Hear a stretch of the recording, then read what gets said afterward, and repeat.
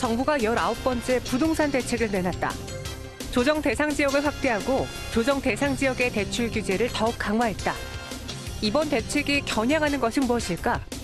과연 19번째 부동산 대책으로 집값을 꺾을 수 있을까? 이 20 부동산 대책을 둘러싼 이슈를 집중 분석한다. 네, 어제죠. 정부가 수도권을 중심으로 한 부동산 대책을 내놓은 가운데 이 규제가 바뀐 것들이 있습니다. 더 강화된 것이 있고 새롭게 생겨난 규제가 있죠. 무엇인지 좀 이야기를 나눠보도록 할게요. 명지대학교 부동산학과 권대중 교수와 함께하도록 하겠습니다. 교수님 안녕하세요. 안녕하세요. 네, 이제 어제부로 19번째 부동산 대책이 네. 나온 거예요. 그러니까 세부사항을 보니까 기존에 있었는데 조금 더 규제를 강화하면서 돈줄을 좀 더 꽉 잡아주는 그런 네. 사항도 있었거든요. 네. LTV 9억 원 이하 50%, 초과는 30%, 특히나 이 조정 대상 지역에 한한 내용인데 어떻게 된 건가요? 원래 그 조정 대상 지역이 아니면은 네. LTV가 론투밸리로 해서 담보 비율에 대한 대출 비율을 말합니다. 원래는 70%입니다. 이 조정 대상 지역으로 지정이 돼서 통상적으로 적용하는 게 60%인데 이번에는 정부가 50%로 낮췄습니다. 그러면서도 이제 9억이 넘는 부분에 대해서는 또 30%로 많이 낮췄습니다. 그래서 예를 들어서 10억짜리 주택을 구입하면서 대출을 받는다면 9억 원 이하까지는 50%를 적용받고 나머지 1억은 30%를 적용받게 됩니다. 그래서 만약에 50%를 적용받으면 10억에 대해서 9억에 대해서 50%니까 4억이 되겠죠? 그렇죠. 나머지 1억에 대해서는 30%만 적용받아요. 그러니까 정상적인 대출보다 많이 옥죄게 됐죠. 그러면서도 이제 이번에 그 조정 대상 지역으로 지정이 되면은요. 투기과열지구나 투기지구처럼 일가구 다주택자에 대한 양도세 중과세가 적용됩니다. 네. 이거 말고도 뭐 여러 가지 그 규제가 많이 있는데요. 가장 큰 것이 이제 이렇게 그 조정 대상 지역으로 지정되면 대출 규제에서 시장을 안정화시키겠다는 게 정부의 의지인 것 같습니다. 네, 기존에는 이제 구간 없이 LTV 60%가 적용이 됐는데요. 이제는 9억 원 이하 그리고 9억 원 초과분해서 각각 50%, 나눠서 30% 네. 이렇게 나뉘어서 네. 적용이 된다. 그리고 기존 조정 대상 지역에 사시는 1주택자 분들의 경우에는요. 기존 주택 한 2년 정도 살고 나서 그다음에 이제 매매가 가능했잖아요. 네. 근데 이제는 2년 뒤에 매매 가능한데 또 거기에 조건이 하나 더 붙었다면서요? 네. 실질적으로 추가로 주택을 구입해서 이전하려면 네. 전입을 해야 됩니다. 전입 신고를요? 네. 그러나 이제 정부가 이렇게 그 1가구 1주택자의 전입자나 또는 그 추가 수요자에 대해서는 이렇게 이제 강화시켰지만 사실 앞서 말씀드린 대출 부분에 대해서는요. 1가구 1주택자가 아닌 무주택자에게는 그대로 놔뒀어요. 네. 다시 말하면 무주택자하고 부부 합산 연소득 6천만 원 이하이거나 상해 최초 주택 구입자로서 7천만 원 이하. 그러면서도 이제 그런 부분은 이제 LTV 자체를 60%로 그냥 놔뒀고요. 네. 그리고 이제 디딤돌 대출이나 또는 보금자리 론을 받는 경우는요. 또 그냥 70% 놔뒀어요. 그래서 무주택자에게는 규제하지 않고 1주택자에게는 최소한의 규제가 집을 사면 2년 이상 거주해라. 그러면서 전입 신고해라. 이제 그거고요. 그다음에 다주택자는 중과세 하겠다. 네, 거래를 좀 위축시키는 대책 같습니다. 무주택자는 이제 해당 사항이 아니고 1주택자들의 경우에는 2년 뒤에 매매가 가능한데 전입 신고를 하라. 가서 거주하라는 얘기입니다. 쉽게 말하면. 네, 실제로 이제 바꾸는 집으로 거주를 네. 하자라는 건데 이번에 또 새롭게 생겨난 규제 부분을 보면요.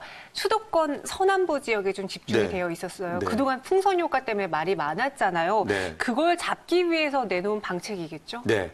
사실은 이제 그 18번 정책이 거의 서울 중심으로 규제됐잖아요. 네, 맞아요. 근데 서울을 누르다 보니까 저금리 유동성 자금이 많아서 이게 수도권으로 번진 거죠. 그렇죠. 그 번진 지역이 대부분 현재 조정 대상 지역으로 있었던 지역이 있습니다. 이게 수원 영통지구하고 용인 기흥구나 수지구 그리고 성남 지역이었는데요. 이 지역 이외에도 더 번지다 보니까 정부가 이제 서남부 지역인 수원에 4개 구가 있거든요. 네. 권선구라든지 영통구라든지 장안구까지 4개 군데 전부 다 해당이 됐고요. 그러면서 오히려 전문가들의 예측을 빗나가게 안양 마란구하고 의왕시를 포함시켰습니다. 사실은 시흥시라든지 또는 뭐 동동탄 지역의 신도시라든지 또는 뭐 오산 또는 그 평택까지도 이렇게 계속 가격이 올랐는데요.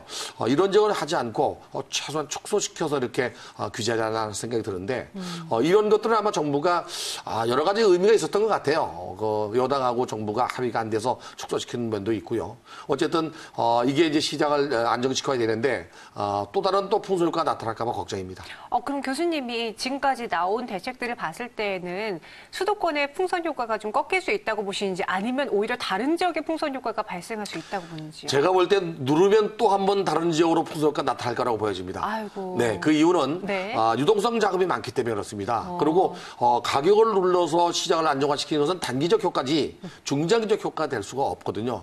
사실 이번에 정부가 그 규제했던 수원이나 용인 지역은 주택 공급이 그렇게 부족한 지역은 아니에요. 네. 이건 분명히 투기 수요가 있는데 서울을 규제하다 보니까 그걸로 간 겁니다. 투기 수요들이요. 네. 그래서 서울의 주택 시장이 정상화되고 서울의 주택 시장이 돌아가게 되면 수도권까지는 안 갈 거라고 보여집니다. 그래서 이런 현상은 아마도 이 규제 지역 이외에 다른 지역으로 또 거의 번질 확률은 거의 확실할 것 같습니다.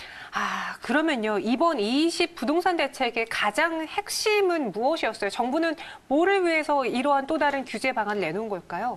우선은 그 부동산 가격이 올라가면 정부는 틀림없이 규제한다는 걸 보여준 것 같아요. 그러면서 이제 4.15 총선 때문에 그런지는 몰라도 그 지역을 최소화시켰고.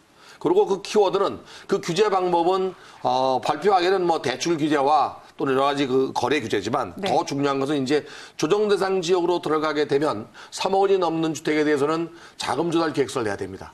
또 9억 원이 넘으면 구체적인 그 계획서를 내야 되는데 대출도 안 되죠. 네. 9억 넘는 건 안 되는 게 아니고요. 15억이 넘어야 안 되고 9억이 넘으면 20%입니다. 근데 이제 이렇게 그 대출 규제뿐이 아니라 조정 대상 지역에 들어가는 지역은 면밀하게 모니터링을 해서 거래를 현미경처럼 바라보겠다. 그리고 잘못되는 일이 있을 때는 세무조사까지도 강행하겠다는 게 정부의 의지인 것 같습니다.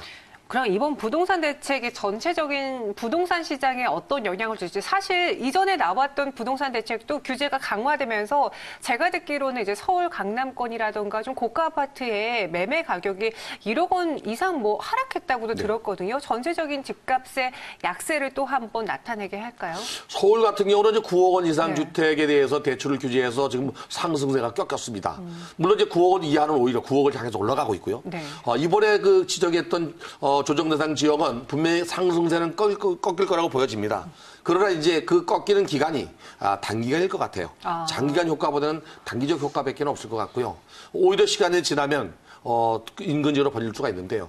이게 이제 감기가 들어서 약을 먹으면 약을 약하게 쓰면 괜찮은데 네. 점점점 세게 쓰잖아요. 네. 이 규제도 그런 것 같습니다. 점점점 더 강하게 규제를 하게 되면 약발에서 안 막히듯이 내성이 생기니까. 네, 내성이 생기는 거죠. 그래서 이번에 대책도 아마 그 기간은 짧은 효과는 있겠지만 중장기적 효과는 좀 바라기가 어렵지 않겠나는 생각이 듭니다. 그러니까 집값이 떨어지더라도 다시 오를 가능성이 있다. 네. 그러면은 또 한 번의 대책을 더 내놓을 것 같은데 그렇지 않나요? 제 생각에는 아마 4.15 총선이 2달밖에 안 남았습니다. 네. 그래서 총선 전에는 없을 것 같고요. 총선에서 만약에 여당이 압승하게 되면 네. 고강도 대책이 나올 수 있고요. 만약에 그렇지 않다 그러면 아마 여야 합의에 의해서 좀 고강도 대책보다는 함재적으로 좀 약화된 대책이 나올 가능성이 있는데 네. 시장이 안정화되면 안 나오겠지만 시장이 불안전하면 불안정스러울 때는 항상 정부는 대책을 준비하고 있을 것 같습니다. 요즘 코로나19 때문에요. 전체적인 네. 지역 경제도 침체되어 있고 소상공인도 힘들다라고 하잖아요. 네. 이럴 때 정부 입장에서 또 고강도 규제 대책을 내놓기가 좀 어렵지 않을까요? 그렇죠. 지금 네. 이제 이 코로나 때문에 소비 시장이 많이 위축되어 있습니다. 특히 이제 분양 시장도 사람이 많이 모이는 지역에는 연기를 하고 있습니다. 거기다가 그렇네요. 중개사무소도 지금 한 사람 편인데요. 이렇게 수요자가 대기 수요로 남으면 부동산 가격은 하락할 수 있거든요. 그래서 아마 이번에 정부가 고강도 대책을 안 내놓고 그냥 규제하는 정도로 내놓은 것 같습니다. 네, 이번 2월 20일에 나온 다시 한번 부동산 대책에 대해서 이야기 나눠봤고요. 지금까지 권대중 교수와 함께했습니다. 오늘 자세한 설명 고맙습니다. 감사합니다. 네.